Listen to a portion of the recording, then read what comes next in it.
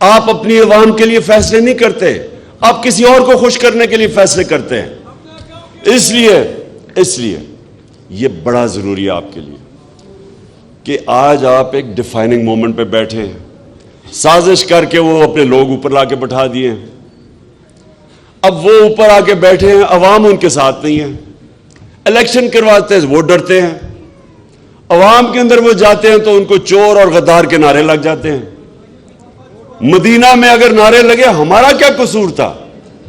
ہمیں تو پتہ ہی نہیں تھا کہ کیا ہو رہا ہے، ہم نے تو شب دعا کی ہوئی تھی اس دن رات کو، ہمیں تو سوشل میڈیا میں پتہ چلا کہ ان کو وہ نعرے لگ گئے ہیں۔ یعنی اس سے بھی زیادہ اللہ کی کیا لعنت ہوگی کہ آپ کو مدینہ میں آپ کو لوگوں نے نعرے لگا دیے اور ایف آئی آر میرے پہ ہمارے پہ کٹوا دی انہوں نے، کیونکہ یہ اچھا سنیں آپ دیکھیں، سب سے پہلے یہ جو اگلا وقت ہے اب آپ کے لیے سمجھنے والا، دیکھیں جو پاکستان کا نعرہ تھا نا، پاکستان کا مطلب کیا؟ لا الہ الا اللہ کو خدا کے واسطے سمجھیں۔ میں کئی دفعہ حیران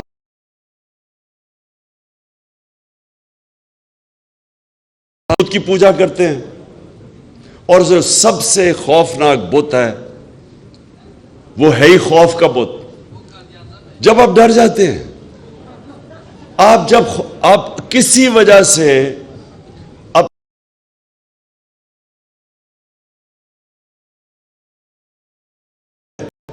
یہ بہت بڑا خوف ہے، میری نوکری نہ چلا جائے، نوکری نہ چلا جائے، ہم غلامی کرتے رہتے ہیں، ہم اپنے ضمیر کو مار دیتے ہیں، ضمیر کی آواز نہیں سنتے کہ جی میری نوکری نہ چلی جائے۔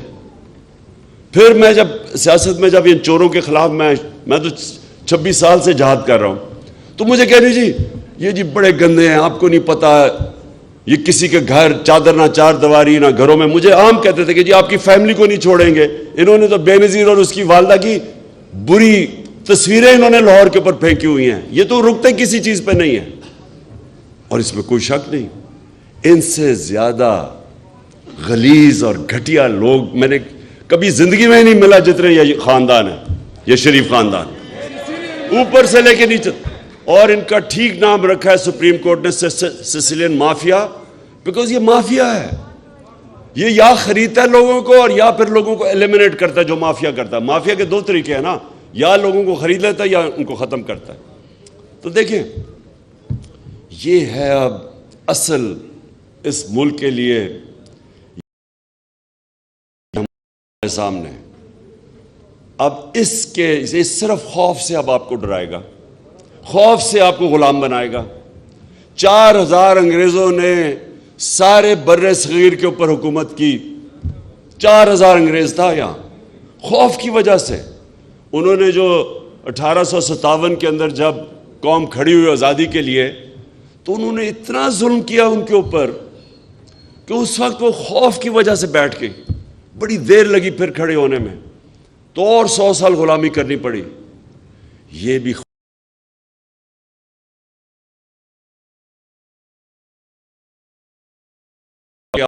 دیکھ رہے ہیں، میں نے آپ کے ساتھ وکلا کے ساتھ میں نے مشرف کے جو وکلا تحریک جو آزاد عدلیہ کی تحریک تھی، اس میں میں نے شرکت کی پوری، مجھے جیل میں بھی ڈالا گیا 8 دن۔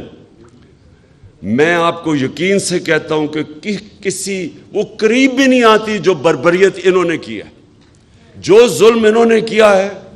مشرف کی ڈکٹیٹرشپ میں جب وہ تحریک چل رہی تھی، میں نے نہیں یہ دیکھا،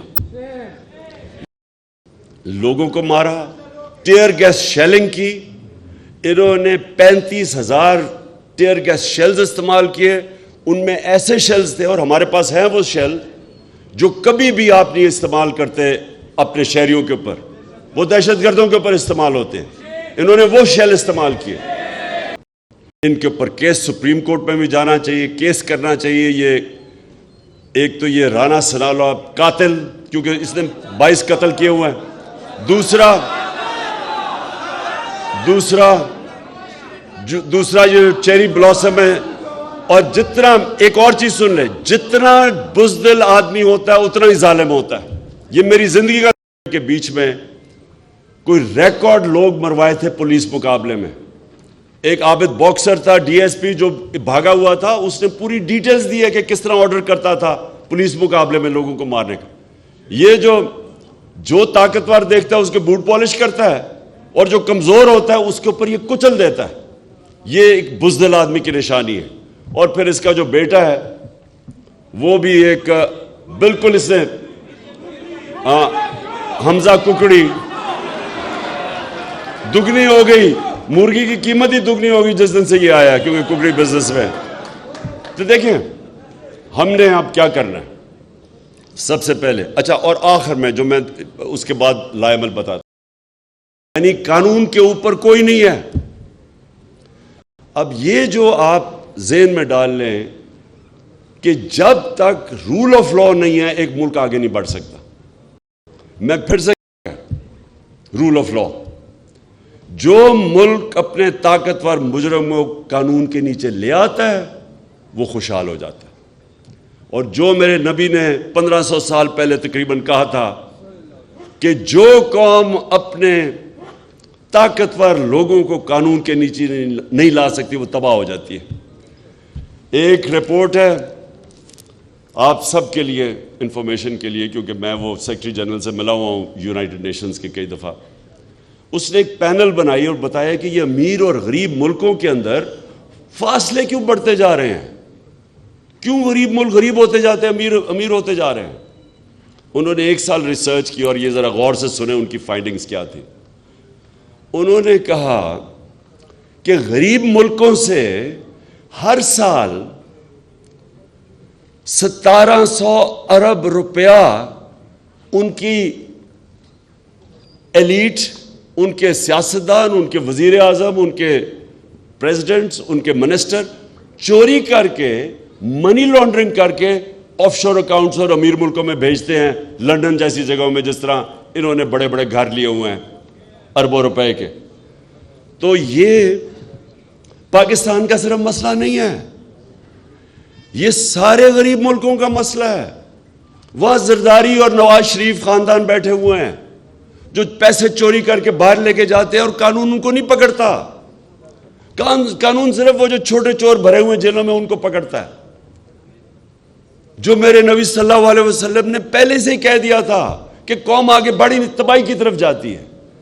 آج آپ کے سامنے یہ جو مثال ہے کہ شہباز شریف کو اور حمزہ شریف کو سزا ہونے والی تھی ایف آئی اے کے کیس میں, 24 ارب روپے کی انہوں نے 16 ارب روپے نوکروں کے نام پہ پیسے اکٹھے کیے تھے, جدھر مقصود چپڑاسی کے پاس صرف 4.25 ارب روپے تھے. 375 کروڑ روپیہ ایک چپڑاسی کے نام پہ آئے تھے جس کی 15,000 روپیہ تنخواہ تھی, چوری کا پیسہ تھا. تو جب اس کو سزا ہونے لگی وہ اس کو پرائم منسٹر بنا دیا گیا. تو میرے وکلا یہ غور سے سن لیں, یہ جو ہوا ہے ہمارے ملک سے یہ ایٹم بم سے زیادہ تباہی ہے. کیونکہ اگر آپ نے صرف غریبوں کو جیلوں میں ڈالنا ہے, غریب کی چوری کتنی ہوگی, بھینس چوری کر لی, موٹر سائیکل یہ کر لیا, وہ کیا کتنی چوری کر لے گا, وہ زیادہ سے زیادہ پیسے زمین اپنے گھر کے اندر اپنے بسترے کے نیچے دبا دے گا. لیکن یہ جو اربوں روپے کی چوری ہے سیدھے ملک سے باہر جاتی ہے, کیونکہ ملک میں پیسہ نہیں چھپتا, ڈالر لے کے باہر بھیجتے ہیں, اس کے اوپر روپے پہ پریشر پڑ جاتا ہے, آپ کی کرنسی گرتی ہے, ہر چیز مہنگی ہوتی ہے, غربت آ جاتی ہے. اسی لیے سارے ملک دنیا میں غریب ہیں, کیونکہ طاقتور کی چوری وہ نہیں روک سکتے. اور جو امیر ملک ہیں, اب سوئٹزرلینڈ میں کیا ہے, میں بار بار مثال سوئٹزرلینڈ کی کیوں دیتا ہوں, میں کئی دفعہ گیا ہوں سوئٹزرلینڈ. آپ یقین کریں ان کے پاس پہاڑ ہیں اور ان کے پاس کچھ نہیں ہے. میں آپ کو یقین دلاتا ہوں کیونکہ میں نے سوئٹزرلینڈ بھی گیا ہوں اور میں سارا اپنا یہ پختونخوا کے اور ناردرن ایریاز دیکھے ہوئے ہیں.